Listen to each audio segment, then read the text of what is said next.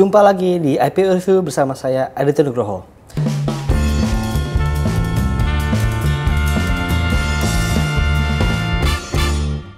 Kali ini kita akan membahas IPO dari PT Daya Intiguna Yasa dengan kode saham MDIY. Perusahaan yang didirikan dari tahun 2017 ini bergerak sebagai holding bagi anak-anak usahanya yang bergerak di bidang retail dengan merek Mr. DIY. Dan kini perusahaan telah memiliki jaringan lebih dari 800 toko di Indonesia.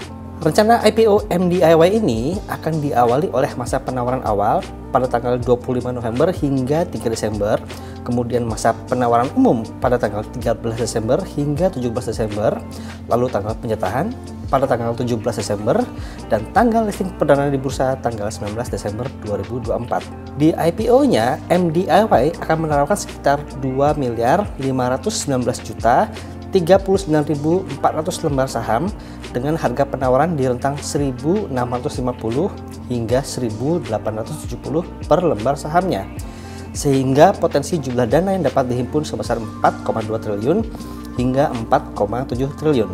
Uniknya, saham yang ditawarkan sebanyak 2.267.135.400 saham ini merupakan berasal dari Azara Alpina SDNBHD yang merupakan pemegang saham lama.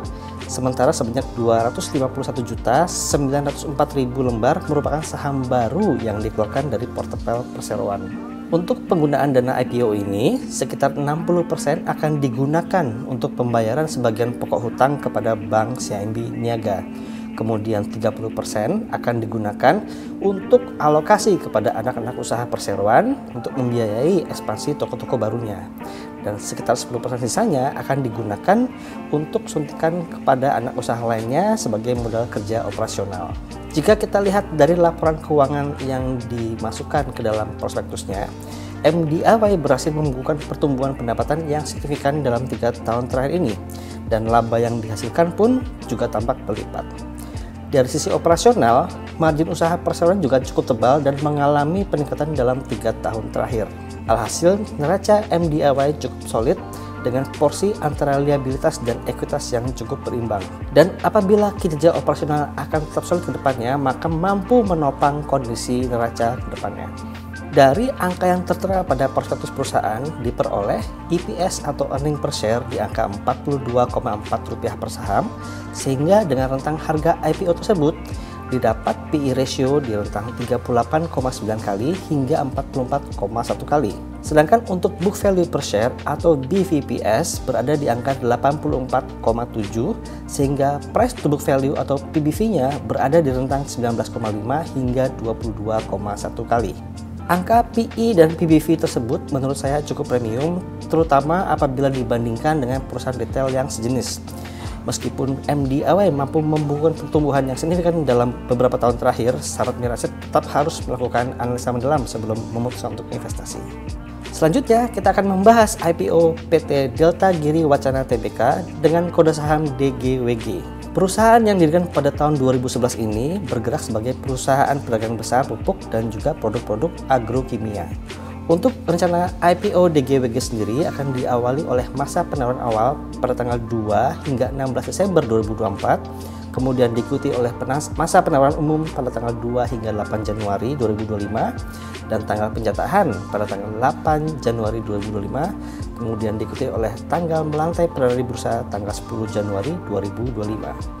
Di IPO ini, DGWG akan menawarkan sekitar 1.666.666.700 lembar saham dengan harga penawaran di rentang Rp420 hingga Rp620 per lembarnya, sehingga potensi dana yang dapat dihimpun sebesar 700 miliar hingga 1,03 triliun rupiah. Untuk penggunaan dana IPO ini, perseroan mengutarakan sekitar 54,7% akan digunakan untuk penyertaan modal kepada anak usaha yang akan digunakan sebagai modal kerja dan pelunasan pinjaman bank.